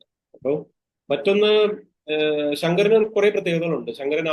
ശങ്കരന്റെ സ്വഭാവം, ആ ക്യാരക്ടർ തന്നെ ഒരു മെയിൻ സ്ട്രീമാണ്. അതിൽ ആ കഥാപാത്രം പറയുന്നുണ്ട്, നീ അല്ലെങ്കിൽ ഒരു മെയിൻ സ്ട്രീം ആണല്ലോ എന്ന്. കാരണം അയാൾ പലതരത്തിൽ പ്രിവിലേജ്ഡ് ആവാൻ ശ്രമിച്ചിട്ടുള്ള, സ്ട്രഗിൾ ചെയ്യാൻ, ആ സ്ട്രഗിളിനിടയിൽ അയാളുടെ താല്പര്യങ്ങളും അയാളുടെ പെർസ്പെക്റ്റീവ് ഒക്കെ ഡിഫറെന്റ് ആണ്. അപ്പൊ അതിന് പറ്റുന്ന ഒരു ടിപ്പിക്കൽ, നമ്മളെല്ലാവരും ഈ സമൂഹം ഇപ്പോഴും ദളിത് രൂപം എന്ന് പറയുന്ന ടിപ്പിക്കൽ രൂപത്തിൽ നിന്ന് വ്യത്യസ്തമായ ഒരു അത്രയ്ക്ക് ഫിസിക് ഒരാളെ ക്യാരക്ടർ ചെയ്താൽ ഈ ഒരു ഡിഫറൻസ് ഫീൽ ചെയ്യും എന്നുള്ള ഒരു ആലോചനയെന്നാണ് ഇർഷാദിലേക്ക് വരുന്നത്. പിന്നെ ഒരുപാട് രസകരമായിട്ടുള്ള ചെറിയ ആർട്ടിസ്റ്റുകൾ ആയിട്ടുള്ള ആളുകൾ സിനിമയിൽ പോകാൻ കാണിച്ചിട്ടുള്ളവർ, അല്ലാത്തവർ, പുതുമുഖങ്ങള്, നാടക പ്രവർത്തകര്, നാട്ടുകാര്, അവരെല്ലാം ഓരോ ചെറിയ സീനിലാണെങ്കിലും വളരെ ഇൻട്രസ്റ്റിംഗ് ആയിട്ട് അഭിനയിച്ചെന്ന് എനിക്ക് തോന്നുന്നു. ഇപ്പൊ സുധി എന്ന് പറയുന്ന ഞങ്ങളുടെ യൂണിവേഴ്സിറ്റിയിൽ ഉണ്ടായിരുന്ന ഒരു ഞങ്ങളുടെ കൂടെ ഉണ്ടായിരുന്ന ഒരു സുഹൃത്ത് ഇതിനകത്ത് പൊന്നുട്ടി എന്ന് പറയുന്ന കഥാപാത്രം ചെയ്തിട്ടുണ്ട്. പൊന്നുട്ടിയുടെ 2 ഗെറ്റപ്പിൽ സുധി വരുന്നുണ്ട്.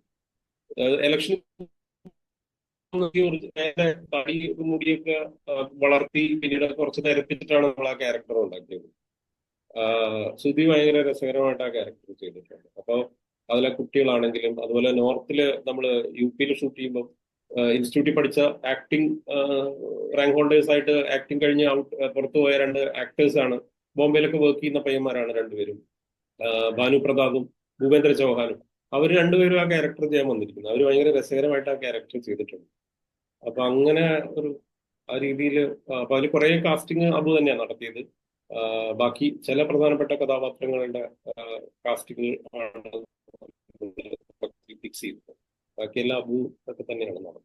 മറ്റൊന്ന് എടുത്തു പറയേണ്ടത്, കഴിഞ്ഞ ദിവസം ഒരാൾ എഴുതിയിട്ടുണ്ടായിരുന്നു, ഈ സ്ക്രീൻ ഡയമെൻഷൻ അതിന്റെ അരികിലേക്ക് വലുതായി വരുന്ന ഒരു കോൺസെപ്റ്റ് നിങ്ങൾ വർക്ക് ചെയ്തത്, അതിനെ കുറിച്ചൊന്ന്, അത് എപ്പോഴാ തോട്ട് വന്നത്?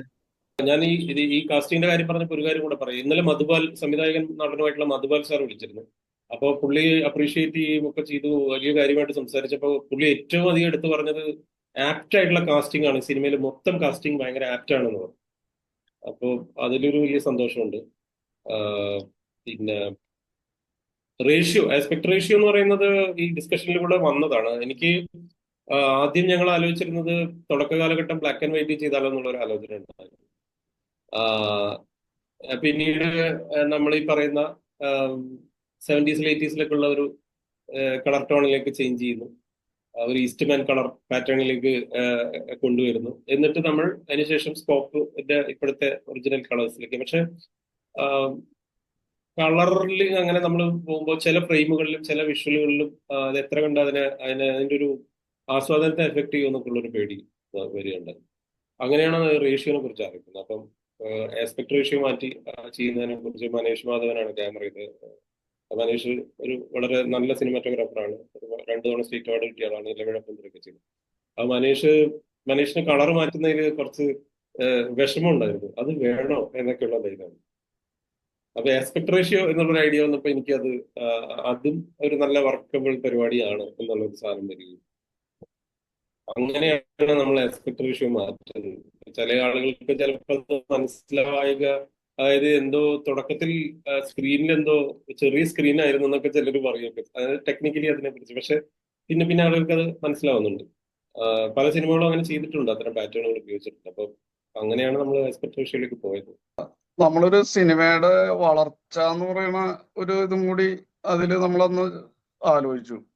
പണ്ട് നമ്മൾ 35mm ഒരു 60s ആ സമയത്തുള്ള സിനിമകളെല്ലാം ചെറിയ ഇതിലുള്ള സിനിമകളാണല്ലോ, ഒരു 35mm.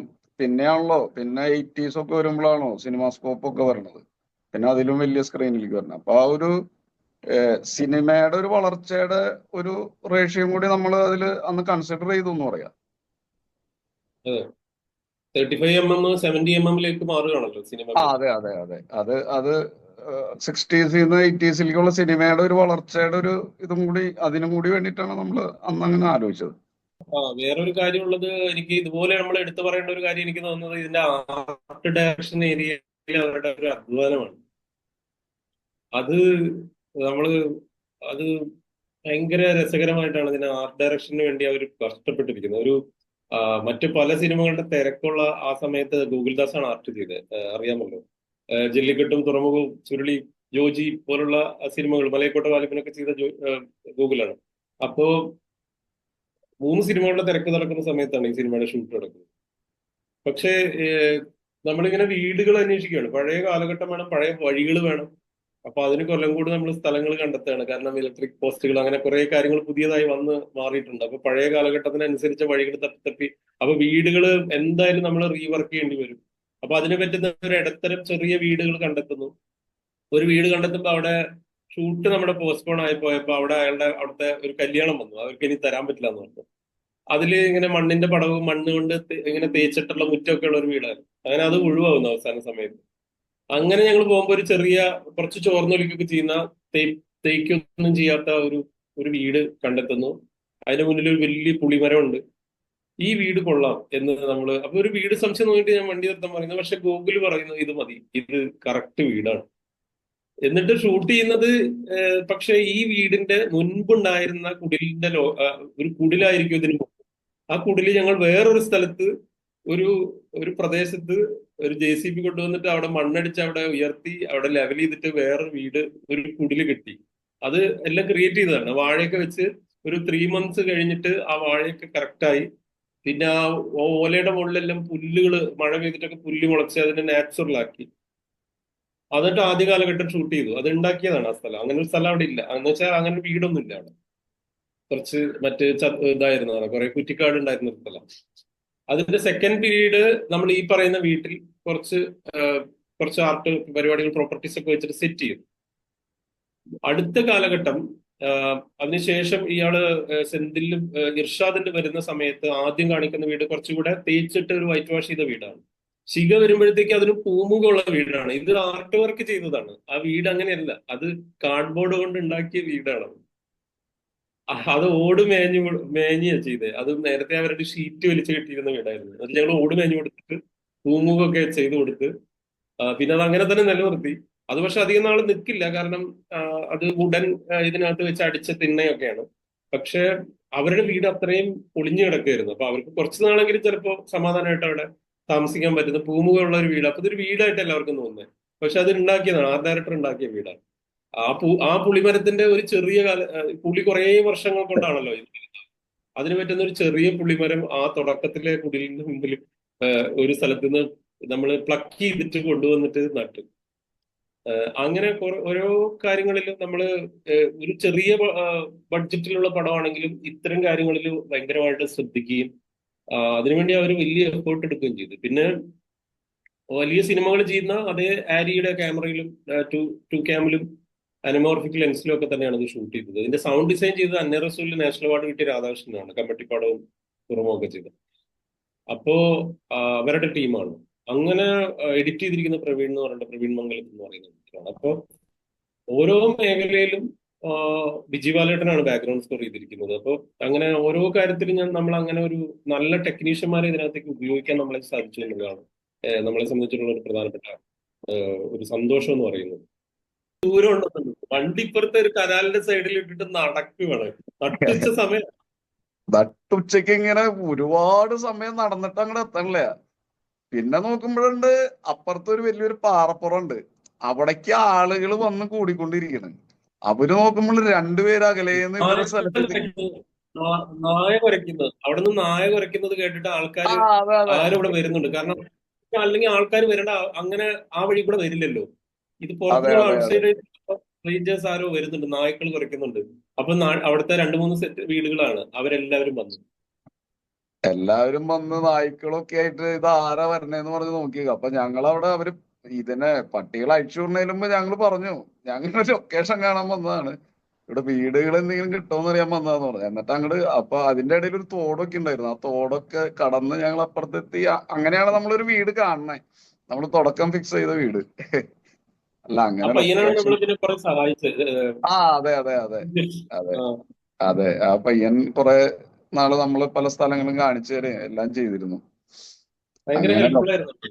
അതെ, ലൊക്കേഷൻ അന്വേഷിച്ച് നടന്ന് തന്നെ ഭയങ്കര രസകരമായ യാത്രകളായിരുന്നു. അത് പറയുമ്പോൾ വടക്കേ ഇന്ത്യയിലെ ലൊക്കേഷനെ കുറിച്ചും കൂടി പറയണം. നിങ്ങൾക്ക് വളരെ ചുരുങ്ങിയ സമയം കൊണ്ട് ചെയ്ത് ഒരു ഓ സംഭവമായിരുന്നു. ഈ ഓരോ സംഭവങ്ങൾ മാറി മറിഞ്ഞല്ലേ ഷൂട്ട് ചെയ്യുന്നത്, ആ ഓർഡറിലല്ല ഷൂട്ട് ചെയ്യുന്നത്. അപ്പോ ഇത് ഷെഡ്യൂൾ ചെയ്യാൻ അതിഭീകരമായ ഒരു ടാസ്ക് ആയിരുന്നു. അപ്പൊ അതില് അവന്മാര് നന്നായി പണിയെടുത്തു. ശ്രീഹരി എന്ന് പറയുന്ന പട എന്ന് പറയുന്ന KM കമലിന്റെ സിനിമയുടെ ഒക്കെ അസോസിയേറ്റ് ആയിരുന്ന ശ്രീഹരിയാണ് ഇതിന്റെ ചീഫ് അസോസിയേറ്റ്. അപ്പൊ ബാക്കി ശ്രീഹരിയുടെ കൂടെ ഉണ്ടായിരുന്ന വർക്ക് ചെയ്തിരുന്ന KR നാരായണനിൽ പഠിച്ച 4 പേരാണ് അതിൽ അസിസ്റ്റന്റ് ഡയറക്ടേഴ്സ് ആയിട്ട് വന്നു. അവരൊരു ടീമായിട്ട് ഭയങ്കര സിംഗായിട്ട് വർക്ക് ചെയ്തു. അവർ ഒരുപാട് കഷ്ടപ്പെട്ടിട്ടുണ്ട്. പ്രത്യേകിച്ച് ഷെഡ്യൂൾ ചെയ്യാന്ന് പറയുന്നത് ഒരു വലിയ പണിയായിരുന്നു. ബാക്കി അതിന്റെ തമാശ ജോബി പറയും. അത് അത് കോരൻ ഏത് വർഷത്തെ കോരനാന്നുള്ളത് അറിയണല്ലോ. തൊട്ടുമുമ്പത്തെ കോരൻ 64, അത് കഴിച്ചിട്ട് വരണത് ചിലപ്പോ 70-ലോ 75-ലോ ഒക്കെ ആവും. അപ്പൊ ഏത് കാലഘട്ടത്തിലെ ഇത് 65 അത് 70 എന്നുള്ളൊരു കൺഫ്യൂഷനാണ് അവർക്ക് പലപ്പോഴും ഉണ്ടാവുക. അപ്പൊ നമ്മള് ഇപ്പൊ എനിക്കും സനോജും പിന്നെ നമ്മള് ഇത് എഴുതി വന്നിട്ടുള്ള ആൾക്കാരായതുകൊണ്ട് അത് കൃത്യമായിട്ട് അറിയാലോ. അപ്പൊ അത്തരം ഇവർക്ക് വളരെ അവരെയും നമ്മൾ പറഞ്ഞിട്ട് കാര്യമില്ല, ഭയങ്കര കൺഫ്യൂസിങ് ഒരു സ്ക്രിപ്റ്റ് ആയിരുന്നു. സ്ക്രിപ്റ്റ് അല്ല, ഷൂട്ടിംഗ് ഇല്ലേ. അത് ഏത് സമയത്ത് ആളുകള്, ഏത് സമയത്ത് കോരനാണ്, ഏത് സമയത്ത് ശങ്കരനാണ് എന്നൊക്കെ ഉള്ളതാണ്. ഇപ്പൊ ഷിഗയുടെ കാര്യത്തിലും ചേഞ്ചസ് ഉണ്ട്. അപ്പോ ആ ഒരു കാര്യം ഫിക്സ് ചെയ്യാന്നുള്ളതായിരുന്നു നമ്മളെ സംബന്ധിച്ചിട്ട് ഏറ്റവും ബുദ്ധിമുട്ടുള്ള കാര്യം. അവരേറ്റവും മാത്രല്ല പലരും 2-3 ഗെറ്റപ്പിൽ വന്ന അതെ സിനിമയാണ്. അപ്പൊ അതെ കണ്ടിന്യൂറ്റി മറ്റൊന്ന്, ഇപ്പൊ വീട് ചേഞ്ച് ചെയ്ത് കഴിഞ്ഞാൽ പിന്നെ നമുക്ക് നേരത്തെ എടുത്ത സീക്വൻസിന്റെ എന്തെങ്കിലും ഒരു കണ്ടിന്യൂറ്റി ഷോട്ട് മിസ്സിംഗ് ഉണ്ടെങ്കിൽ നടക്കില്ല. വീട് മൊത്തം പ്രോപ്പർട്ടീസ് മാറിക്കഴിയുമ്പോൾ. പക്ഷെ ഇതെല്ലാം ഇതൊക്കെ ഈ 21 ദിവസം കൊണ്ട് നടക്കുകയാണ്. ഫൈനൽ പ്രീ പ്രൊഡക്ഷൻ കുറച്ച് ദിവസം നടത്തുന്നത്, എന്നിട്ട് 21 ദിവസം കഴിയുമ്പോഴും ഇതിങ്ങനെ. അപ്പൊ ഇടയ്ക്കൊക്കെ അവർക്ക് സംശയം വരുന്നുണ്ട്, ഇത് മറ്റേതിന്റെ സീൻ ഇപ്പൊ ചെയ്താൽ ശരിയാവും, മറ്റേത് അപ്പൊ ചെയ്താൽ ശരിയാവും. അപ്പൊ നമ്മുടെ ഉള്ളിലെ ഒരു കാൽക്കുലേഷനിലാണ്. അപ്പൊ അതിലൊക്കെ എനിക്ക് ജോബി ഉണ്ടായതുകൊണ്ട് വലിയ അനുഗ്രഹമായിരുന്നു. കാരണം എനിക്ക് ഈ ഷൂട്ടിന്റെ മറ്റ് ടെൻഷന്റെയും തിരക്കുകളുടെ ഇടയിൽ ചില കാര്യങ്ങളിൽ എനിക്ക് വട്ടായി പോകുന്ന സാഹചര്യം വരുന്ന സമയത്ത്, ഇത്തരം കൺഫ്യൂഷൻ വരുന്ന സമയത്ത് അത് ജോബി അത് സോർട്ട് ഔട്ട് ചെയ്യുമായിരുന്നു. അപ്പൊ അങ്ങനെ അപ്പൊ അവര് നന്നായി കഷ്ടപ്പെട്ടിട്ടുണ്ട്. അവരുടെ ആ ഒരു എഫേർട്ടും അത് ആ ഡയറക്ഷൻ ടീം അപ്രീഷിയേറ്റ് ചെയ്യേണ്ട ഒരു കാര്യമാണ്. കാരണം അത് എളുപ്പമായിരുന്നില്ല, അവരെ പറഞ്ഞിട്ട് കാര്യമില്ല. കൺഫ്യൂസ്ഡ് ആക്കുന്ന ഒരു കാലഘട്ടത്തിലൂടെ ഷൂട്ട് ചെയ്ത് പോകേണ്ടി വന്നു. പിന്നെ എനിക്ക് ഷൂട്ടില് വേറൊരു അപ്പോ കാര്യം ഓർമ്മയുള്ളത്, നമ്മളാ ഈ മറ്റേ EMS ഇന്റർവെല്ലിന്റെ സമയത്ത് EMS മരിച്ച ഒരു ന്യൂസ് വായിക്കണ്ടല്ലോ. അപ്പൊ അത് നമ്മള് ചിറ്റൂർ കോളേജില് ഷൂട്ട് കഴിഞ്ഞ രാത്രി അവിടെ നിന്ന് വന്ന് പെട്ടെന്ന് എടുക്കണം. അപ്പൊ അവിടെ ലൊക്കേഷൻ ഒന്നും കിട്ടിയിട്ടില്ല. അപ്പൊ അവിടുത്തെ ലൊക്കേഷൻ മാനേജർ സജീഷ് ഒരു സ്ഥലം കണ്ടുപിടിച്ചു, ഒരു കമ്മ്യൂണിറ്റി ഹാള് കണ്ടുപിടിച്ചു. അതില് ടി വി നമുക്ക് കാണിക്കാനും ഉള്ളതുമില്ല. അപ്പൊ ടിവിയിലേക്ക് നോക്കിയിരുന്നിട്ട് ഇത് ചെയ്യണതാണ്. പക്ഷെ നമ്മളത് ഷൂട്ട് ചെയ്ത് തുടങ്ങുമ്പോ EMS മരിച്ച ദുഃഖത്തിലായിരിക്കണല്ലോ ആളുകൾ ഇരിക്കണേ. പക്ഷെ എല്ലാവരും ഭയങ്കര കൂളായിട്ട് അങ്ങോട്ടും ഇങ്ങോട്ടും ചിരിച്ച് കളിച്ചിട്ടൊക്കെ ഇരിക്കണേ. പക്ഷെ ഇതെങ്ങനെ അവരെ കൊണ്ട് എല്ലാവരോടും ഒരു കരഞ്ഞിട്ടിരിക്കാൻ പറഞ്ഞാൽ അവരനുസരിക്കില്ല. അവർ ആക്ടേഴ്സ് ഒന്നുമില്ല, വെറുതെ ഒരുപാട് ആൾക്കാർ വന്ന് തിങ്ങി നിറഞ്ഞ് നോക്കി നിൽക്കുക. എല്ലാവരെ കൊണ്ട് നമുക്ക് അത് ദുഃഖം അഭിനയിപ്പിക്കാനും പറ്റില്ല. അപ്പോഴ് എന്ത് ചെയ്യാം എന്ന് പറഞ്ഞിട്ട് നമ്മളൊരു കാര്യം ആലോചിച്ചിട്ട് അതില് അങ്ങനെ നമ്മൾ യൂട്യൂബിൽ കലാഭവൻ മരിച്ച ഒരു ഇതുണ്ടായിരുന്നു, ഒരു ഓഡിയോ, ഒരു വിഷ്വൽ, ഒരു സാധനം കിട്ടി. അത് നമ്മൾ പ്ലേ ചെയ്തു. നമ്മള് അവിടുത്തെ മൈക്കിൽ പ്ലേ ചെയ്തിട്ട് അത് പ്ലേ ചെയ്ത് കഴിഞ്ഞപ്പോ ആളുകൾ ഭയങ്കര സൈലന്റ് ആയി. അവര് ശരിക്കും മണി മരിച്ച വിഷ്വലാണ് നമ്മൾ എടുക്കണേ. അപ്പോ നിങ്ങൾ നോക്കിയിരിക്കണം എന്ന് പറഞ്ഞിട്ട് അത് പ്ലേ ചെയ്ത് കഴിഞ്ഞപ്പോ അവര് ശരിക്കും കലാഭവനി മരിച്ച ഒരു സാധനം അവർക്ക് കിട്ടി, ഉള്ളിലേക്ക് കിട്ടി. അത് പ്രസന്റ് ചെയ്തേക്കുന്നത് അങ്ങനെയായിരുന്നു ആ ന്യൂസിൽ. അത് കേട്ടിട്ട് അവര് വളരെ ദുഃഖത്തോടു കൂടി അവിടെ ഇരുന്നു. അത് ഭയങ്കര ഒരു എക്സ്പീരിയൻസ് ആയിരുന്നു അത്. അതെ, അത് ഭയങ്കര ഒരു മറക്കാൻ പറ്റാത്തൊരു സാധനം. അതെ അതെ അതെ. അതുപോലെ കോടതിയിലെ ഈ അവസാനത്തെ ക്ലൈമാക്സ് നല്ല തിരക്കിട്ട് മഴക്കാറും ഉണ്ട്. പെട്ടെന്ന് ഒരു ഈവനിങ്ങിൽ ഷൂട്ട് ചെയ്ത് തീർത്താണ്. അപ്പോ ആ സീൻ, ലാസ്റ്റ് അടിക്കുന്ന സീനും പിന്നെ അതിന് മുമ്പത്തെ കോടതി സീക്വൻസ് എല്ലാം, അപ്പോ നല്ല മഴ വരാൻ സാധ്യതയുള്ള ഒരു ദിവസമാണ് അത് ഷൂട്ട് ചെയ്യുന്നത്. ഞങ്ങൾക്ക് അത് ഷൂട്ട് തീർക്കണം, അങ്ങനെ ലൈറ്റ് പോകാനോ കുറെ പ്രശ്നങ്ങളാണ്.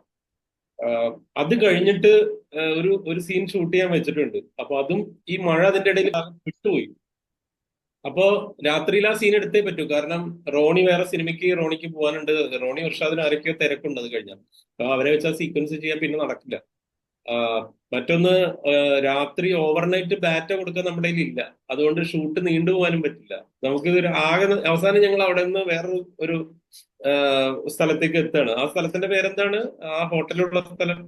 അത് അയ്യപ്പേട്ടന്റെ കടയുടെ അടുത്ത്. ചായക്കടയുള്ള ആ ഒരു സ്ഥലം. അതെ അതെ. അവിടെ വന്നിട്ട് ഒരു പാടത്തുള്ള ഗോഡൌൺ, മറ്റേ ഇവിടെയാണ് അടയ്ക്ക ഇതായിട്ട് റേഡിയോ കേൾക്കുന്നില്ലേ, റോണി ഇർഷാദും. അതിന്റെ ഒരു നൈറ്റ് സീക്വൻസിൽ നിന്ന് വെള്ളം അടിക്കുന്ന സീൻ എടുക്കാൻ.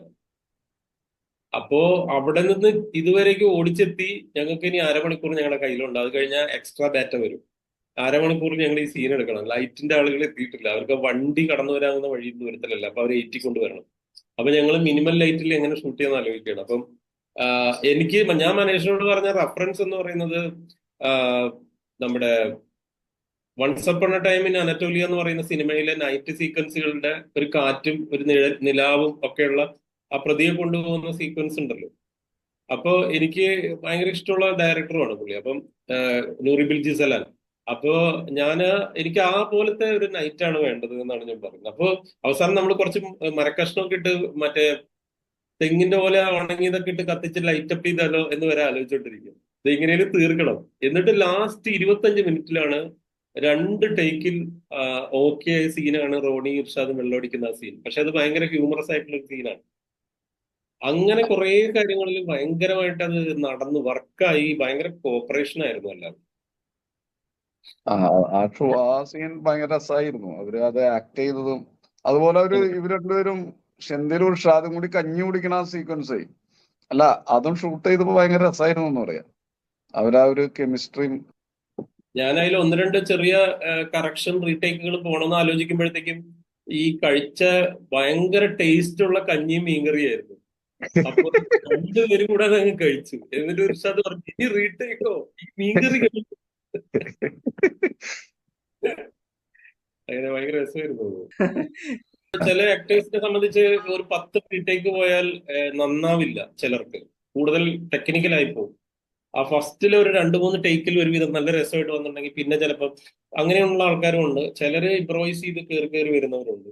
അപ്പോൾ ഇവരുടെ ആദ്യത്തെ 1-2 ടേക്കിൽ തന്നെ എനിക്ക് ഭയങ്കര രസമായിരുന്നു. ഞങ്ങൾ ചിരിച്ചുകൊണ്ടാണ് കട്ടൊക്കെ പറയുന്നത്. കാരണം അത്ര രസമായിട്ട് ആ ഒരു റോണിയും ഇർഷാദും അത് ഡെലിവറി ചെയ്തത്. അപ്പൊ ഞങ്ങളെ സംബന്ധിച്ച് പിന്നെ അത് ഓക്കെ ചെയ്തത്. അങ്ങനെ കുറെ രസകരമായ തമാശകളിലൂടെ ഞങ്ങൾ എത്രയോ സ്ട്രെസ് ഉള്ള എത്രയോ ലിമിറ്റഡ് ടൈമിൽ ചെറിയ പൈസക്ക് നമ്മൾ ഒരുപാട് കാര്യങ്ങൾ എത്തിക്കുന്ന ഒരു സിനിമയും ഓരോ ദിവസത്തെ ഷെഡ്യൂളിൽ ഭയങ്കര ഹെക്ടിക് ആയിരുന്നു. ഓരോ ദിവസത്തെയും 4-5 ലൊക്കേഷൻ ഷിഫ്റ്റുകൾ പക്ഷെ ഭയങ്കര ജോളിയായിട്ട് ഷൂട്ട് ചെയ്തെന്നും പറയാം. 10-80 പേര് ഒരു ഒരു ക്രൂവിനെ വെച്ച് നമ്മൾ ഇത്രയും ഷൂട്ട് ചെയ്തു എന്നുള്ളത്. അവസാനം പാർട്ടി യോഗത്തിൽ പ്രസംഗിക്കേണ്ട സഖാവിനെ ചാലക്കുടിയിൽ നിന്ന് വിളിച്ചു വരുത്തുമ്പോൾ ഷൂട്ട് തുടങ്ങി. അതെ അതെ, അജയനെ വൈകിട്ട് ഷൂട്ട് ആയിട്ടത്. അജയനെ 3 മണി വരെ വിളിച്ചിട്ടില്ല. അജയനെ വിളിക്കാൻ ഐഡീസ് വിട്ടുപോയി. അവരെ അറിയിക്കാൻ വിട്ടുപോയിട്ട് നേരത്തെ പറഞ്ഞിട്ടുണ്ട്. പക്ഷെ ഡേറ്റ് കറക്റ്റ്. അപ്പൊ ജോബിയോട് ഞാൻ പറഞ്ഞു ജോബി ഒന്ന് ഒന്ന് ചോദിക്കുന്നത്. അപ്പൊ ജോബി പറഞ്ഞു ഇല്ല അത് എഡീസ് പുള്ളി വിളിച്ചു കാണാം. എല്ലാ ദിവസവും അവർ ഷെഡ്യൂൾ ചെയ്ത് അവർ വിളിക്കാറുണ്ടല്ലോ. ഞാൻ പറഞ്ഞു ഒന്നുകൂടെ വെറുതെ വിളിച്ചോ. ഇത് എന്റെ ഒരു തോന്നലിന് ഞാൻ പറഞ്ഞിട്ട് ജോബി ഒന്ന് വിളിക്കുമ്പോഴാണ് അജയൻ അറിയില്ല ഇന്നാണ് ഷൂട്ട് എന്നുള്ളത്. ഞാൻ ചോദിച്ചു അജയ് എവിടെ എത്തി എന്ന് ചോദിച്ചു. അപ്പോഴാ അജയൻ പറഞ്ഞേ എവിടെ എത്തിയെന്നോ. ഞാൻ വീട്ടില് അപ്പഴേ ഇന്നലെ ഷൂട്ട് വന്നില്ലേന്ന് ചോദിക്കണേ. 1 മണിക്കൂറിനകം ലൈറ്റപ്പ് ഒക്കെ ചെയ്ത് തുടങ്ങി. ഫൈനൽ ഡേ ആണേ, വേറെ ദിവസം ഷൂട്ട് ചെയ്യാനും പറ്റില്ലല്ലോ. പാക്കപ്പാണ് അന്ന്. പാക്കപ്പാണ്. ലാസ്റ്റ് സീൻസ് ആണ് ആ പടം തുടങ്ങുമ്പോൾ എടുത്തിട്ടുള്ള സീൻ. അവസാന ദിവസം എടുത്ത സീനാണ്. അങ്ങനെ അജയൻ ഒരു കണക്കിനെത്തി. പക്ഷെ അജയൻ പ്രസംഗിച്ച് ശീലമുള്ള ആളായതുകൊണ്ട് ഡയലോഗ് പറയാൻ പ്രശ്നം ഉണ്ടായില്ല. കൃത്യമായിട്ട് പ്രസംഗിച്ചു. അതെ, അതുപോലെ അവിടെ ആ കാവിലെ സീക്വൻസ് ഷൂട്ട് ചെയ്യുമ്പോൾ നിറയെ ജനമാണ് അവിടെ ചുറ്റും. നമ്മുടെ ഇലവിഴ നമ്മുടെ ഷാഹി കബീർ ഉൾപ്പെടെയുള്ള സുഹൃത്തുക്കൾ അവിടെ ഷൂട്ട് കാണാൻ വന്നിട്ടുണ്ട് എറണാകുളത്ത്. അപ്പൊ ഷാഹിയും അവരുടെ കൂടെയുള്ള സുഹൃത്തുക്കൾ എല്ലാവരും ഉണ്ട്. ഐഡീസ് ആയാലും നമ്മുടെ ഇലവിഴയിലൊക്കെ വർക്ക് ചെയ്തത് അവരെല്ലാവരും ഇരിക്കുക. പിന്നെ ഇത്രയും ക്രൗഡ്. അപ്പോഴാണ് ഞങ്ങൾ ആ ഈ ഈ കോരന്റെ ആ സ്വപ്നത്തിന്റെ ആ നമ്മളെ ആ ഒരു ഹാലുസിനേഷൻ ആ സാധനം ഒരു ഇല്യൂഷൻ ഷൂട്ട് ചെയ്യുന്നത് സ്വപ്നം കാണുന്നത്. ഭയങ്കര ക്രൗഡായിരുന്നു അത്. ഭയങ്കര ആ, എന്താ പറയാ വേറെ ഒരു ഷൂട്ട് കഴിഞ്ഞിട്ട് ഒരു വലിയ മഴ പെയ്തിട്ട് ഈ കാവിലെ അവിടെയൊക്കെ ഭയങ്കര മഴയായിരുന്നു അതിന് മുമ്പ്. എന്നിട്ട് മഴ തോർന്ന് ആ നനവൊക്കെ കുറച്ച് ബെറ്റർ ആയ സമയത്താണ് ഞങ്ങൾ വന്നിട്ട് അത് അവിടെ രാത്രി ഷൂട്ട് ചെയ്യുന്നത്. അത് ഏതാണ്ട് ഒരു 3 മണി 3:30 4 മണി വരെ മറ്റോ ഷൂട്ട് ചെയ്തത്. അതെ, അത്ര സമയം. രാവിലത്തെ ഷൂട്ട് കഴിഞ്ഞിട്ട് രാത്രി വന്നിട്ട് വീണ്ടും പുലർച്ചെ വരെ ഷൂട്ട് ചെയ്യാൻ വന്നത്. അത് കഴിഞ്ഞിട്ട് മറ്റേ തങ്കേനെ കൊണ്ടുവരുന്ന സീന് നമ്മൾ എടുത്തുല്ലോ അന്ന് അതാ രാത്രി. പറഞ്ഞ ഇങ്ങനെ അത് രണ്ടും കൂടെ പുലർച്ചെയായിട്ടാണ് നമ്മള്. അതെ, നമുക്ക് ഈ പറയണ ഒരു 70s സ്കൂള് വേണല്ലോ. നമ്മൾ എന്നിട്ട് ഒരു പഴയ ഒരു സ്കൂള് കണ്ടുപിടിച്ചു. കുറച്ച് മോശമായിട്ടുള്ളത് വേണല്ലോ, ഇടിഞ്ഞു പൊളിഞ്ഞ പോലത്തെ ഒക്കെ. എന്നിട്ട് അത് ഫിക്സ് ചെയ്തായിരുന്നു. പക്ഷെ അവര് സ്കൂളിൽ ഷൂട്ട് ചെയ്ത് സ്കൂളിനെ മോശമാക്കാൻ വേണ്ടിയിട്ടാണോ നമ്മൾ വരണേ എന്നുള്ളൊരു ഡൗട്ട്. അവസാനം അത് നമുക്ക് ആ സ്കൂള് കിട്ടിയില്ല. അല്ല ഇതെല്ലാം ഈ പറഞ്ഞ നേരത്തെ പറഞ്ഞ ബഡ്ജറ്റിന്റെ അകത്താണ് എന്നുള്ളതും കൂടിയാണ് അതിന്റെ ഒരു പ്രത്യേകത. ഞാൻ അതെ, ആ ആക്ച്വലി അതും ബഡ്ജറ്റ്. കൂടി ചോദിക്കാൻ വേണ്ടി ഇതിപ്പോ ഈ ഒരു സമയത്ത് അത് ചോദിക്കാമോ എന്ന് അറിയില്ല. KSFDC-യുമായിട്ടും പല പ്രതിസന്ധികളും ഉണ്ടായിരുന്നല്ലോ. അത് ഞാൻ അതിലേക്ക് പറഞ്ഞു വന്നപ്പോ വേറെ ഏത് വിഷയത്തിലേക്ക് കയറിപ്പോയതാണ്. അത് വലിയ ക്രൈസിസുകൾ എന്ന് പറഞ്ഞാല് അത് അത് ആ ക്രൈസിസുകൾ പരിഹരിക്കേണ്ടതാണ് എന്നുള്ള അഭിപ്രായം ഞാൻ ഇപ്പോഴും ഈ സിനിമ ഇറങ്ങിക്കഴിഞ്ഞാലും ഞാൻ പറയുന്നു. അത് ഞാൻ എല്ലാ അഭിമുഖങ്ങളും പറഞ്ഞിട്ടുണ്ട്. അത് പറയുന്നതിൽ യാതൊരു മടിയുമില്ല. കാരണം ആഹ്, ഒരു പ്രോജക്റ്റ് നമുക്ക് നമ്മുടെ സ്ക്രിപ്റ്റ് സെലക്ട് ചെയ്തിട്ട് നമ്മളിലേക്ക് വരുന്നതാണ്. നമ്മളൊരു ലോൺ എടുത്തിട്ട് ഒരു സിനിമ എടുക്കാൻ പോയതല്ല, ഒരു ബാങ്ക് അല്ല. ഇതൊരു പ്രോജക്റ്റ്, സർക്കാരിന്റെ ഒരു പ്രോജക്റ്റിന്റെ വളരെ ഒരു മാതൃകാപരമായ ഒരു പദ്ധതിയുടെ ഭാഗമായിട്ട് വരുന്ന ഒരു പ്രോജക്റ്റാണ്. അപ്പം അതിലേക്ക് വരുന്ന ഡയറക്ടേഴ്സ് എന്ന് പറയുന്നത് അവർ ചിലപ്പോൾ നേരത്തെ സിനിമ ചെയ്തവരായിരിക്കില്ല, അല്ലെങ്കിൽ അവരുടെ സാഹചര്യങ്ങൾ വ്യത്യസ്തമായിരിക്കും. അവരെ എൻകറേജ് ചെയ്യുന്ന എല്ലാ തരത്തിലുമുള്ള സമീപനം ഇത്തരം സ്ഥാപനങ്ങൾ പുലർത്തേണ്ടതുണ്ട്. അവർക്ക് ഡിസ്കറേജിംഗ് ആയിട്ട് തോന്നുന്ന, അല്ലെങ്കിൽ ഈ പരിപാടി നിർത്തി പോയാൽ മതിയായിരുന്നു എന്ന് തോന്നുന്ന തരത്തിലേക്ക് ഒരു സമീപനം KSFDC പോലുള്ള സ്ഥാപനങ്ങൾ ഒരു കാരണവശാലും ഒരു കാലത്തും ചെയ്യാൻ പാടില്ല. അത് നാളെയും സംഭവിക്കാൻ പാടില്ല. അപ്പോ അതിനുവേണ്ടി കൺസ്ട്രക്റ്റീവായിട്ട് ചെയ്യേണ്ട കുറെ കാര്യങ്ങൾ തുടരണം എന്നുള്ളതും തിരുത്തണം എന്നുള്ള അഭിപ്രായം എനിക്ക് കൃത്യമായിട്ടുണ്ട്. അത് ഞാൻ നേരത്തെ ഉന്നയിച്ചിട്ടുണ്ട്.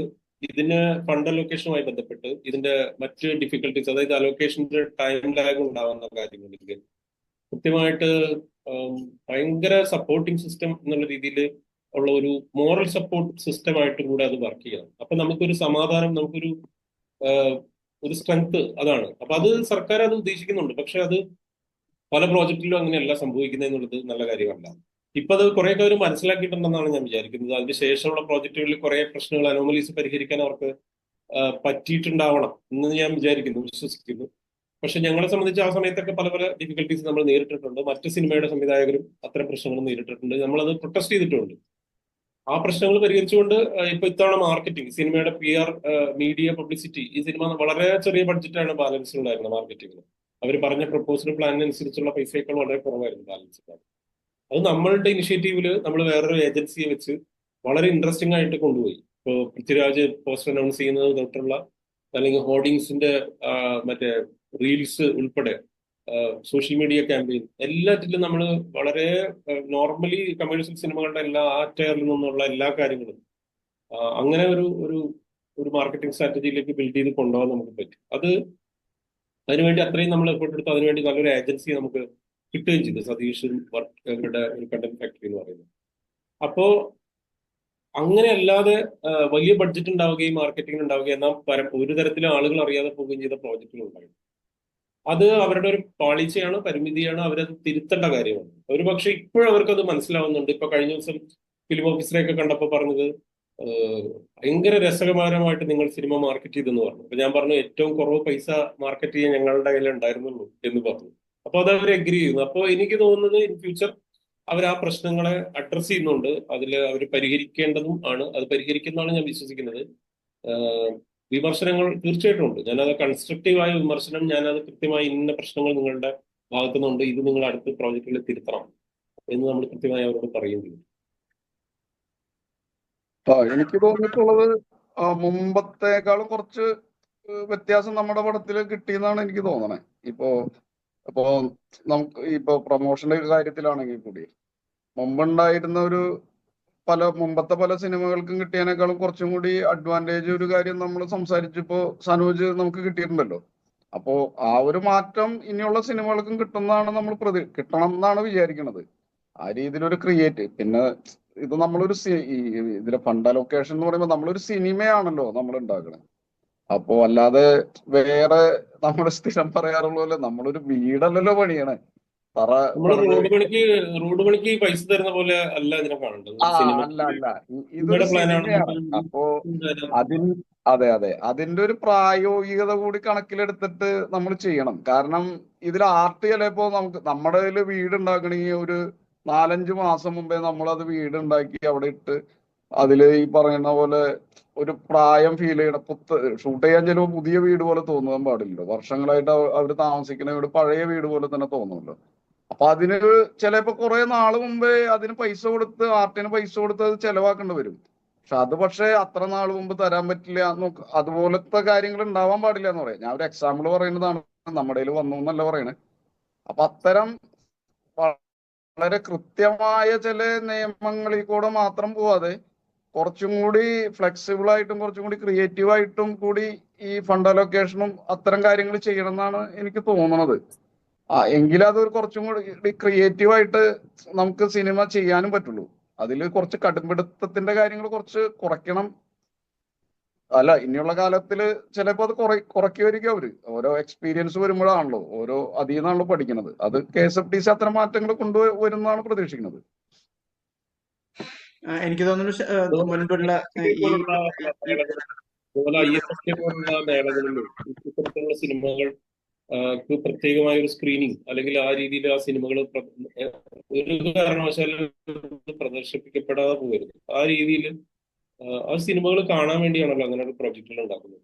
അപ്പൊ സർക്കാരിന്റെ തന്നെ മേളകളിൽ അത് നിർബന്ധമായിട്ടും ആ സിനിമകൾ കാണിക്കാനുള്ള ഒരു സൗകര്യം കൂടെ ഉണ്ടാക്കിയാൽ നല്ലതാണ്. കാരണം അതിൽ കോമ്പറ്റീഷനിൽ പോകുന്നതും അല്ലാത്തതുമായ സിനിമകൾ ഉണ്ടായിക്കോട്ടെ, അത് ചിലപ്പോൾ സെലക്ഷനിൽ കിട്ടുകയോ കിട്ടാതിരിക്കുകയോ ചെയ്തോട്ടെ. പക്ഷേ ഒരു പ്രത്യേക വിഭാഗത്തിൽ തന്നെ അല്ലെങ്കിൽ ഒരു കാറ്റഗറിയിൽ അത്തരം സിനിമകൾ ഇത്തരം ഒരു പ്രോജക്റ്റുകളുടെ ഭാഗമായി പ്രൊഡക്ഷൻ നടത്തിയ സിനിമകളെ കാണിക്കുന്നതിൽ എന്താണ് കുഴപ്പം? ഒരു സിനിമ ഡിജിറ്റൽ കാണുന്നതുകൊണ്ട് പ്രത്യേകിച്ച് അപകടമൊന്നുമില്ലല്ലോ. അപ്പൊ ആ രീതിയിലുള്ള ഒരു മാറ്റം. അതുപോലെ ഫിലിം മാർക്കറ്റ്, ഈ പറയുന്ന നമ്മൾ പറയാറുള്ള ഫിലിം മാർക്കറ്റുമായി ബന്ധപ്പെട്ടൊക്കെയുള്ള ഒരു നെഗോസിയേഷന് വേണ്ടി നമ്മളെ അതിലേക്ക് എത്തിക്കാനുള്ള ഒരു ശ്രമം KSFDCയുടെ ചലച്ചിത്ര അക്കാദമിയുടെ ഒക്കെ ഭാഗത്തുനിന്ന് ഉണ്ടാവേണ്ടതാണല്ലോ. അത്തരത്തിലുള്ള ശ്രമങ്ങൾ ഒന്നും തന്നെ സംഭവിക്കാറില്ല.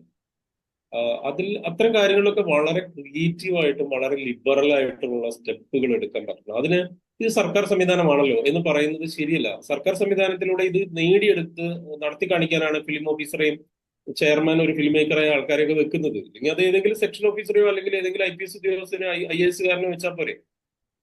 അങ്ങനെ അല്ലാത്തൊരാളെ വെക്കുന്നത് എന്തുകൊണ്ടാണ്? അയാൾക്ക് ഒരു സർഗാത്മകമായിട്ട് ഇങ്ങനെയാണ് ഇതിനൊരു വീക്ഷണം ഉണ്ടാക്കിയെടുക്കാൻ വേണ്ടിയല്ലേ. അല്ലാതെ അവരും ഇത് സർക്കാരിന്റെ സാങ്കേതികത്വത്തിന്റെ കാര്യം പറയുന്നതിനകത്ത് ഒരർത്ഥവുമില്ല. അപ്പൊ ആ രീതിയിലുള്ള സമീപനം മൊത്തത്തിൽ അവർ പുതുക്കിപ്പണിയേണ്ടതുണ്ടെന്നാണ് എനിക്ക് തോന്നുന്നത്. ഇത് എത്ര പേര് ഈ വിമർശനം പരസ്യമായി ഉന്നയിക്കാൻ ധൈര്യപ്പെടുമെന്ന് എനിക്കറിയില്ല. പക്ഷെ ഞാനത് എല്ലാ ഘട്ടത്തിലും ഉന്നയിച്ചിട്ടുണ്ട്. അത് ഇനിയും പറയും. പക്ഷെ ഇപ്പൊ കുറച്ചുകൂടെ ബെറ്റർ ആണ് കാര്യങ്ങൾ. അല്ല, ഇപ്പൊ OTTയുടെ കാര്യം തന്നെ പറയണ്ടല്ലോ. ഇത് എക്സ്ക്ലൂസീവായിട്ട് സ്പേസിൽ തന്നെയാണല്ലോ ഇത് കാണിക്കുന്നത്. ഇത് അതിന്റെ ഒപ്പം മറ്റ് OTTയിലും കൂടി കാണിക്കണോണ്ട് കുഴപ്പമൊന്നുമില്ല. ഇതിപ്പോ V12 പുറത്തുനിന്ന് ഇപ്പൊ ഹോട്ട്സ്റ്റാറിന്റെ ഒരു ഓഫർ വന്നിട്ടുണ്ടായിരുന്നു. പക്ഷെ അവര് ആ ഓഫർ വേണ്ടാന്ന് വെച്ചിട്ട് സ്പേസിലാണല്ലോ.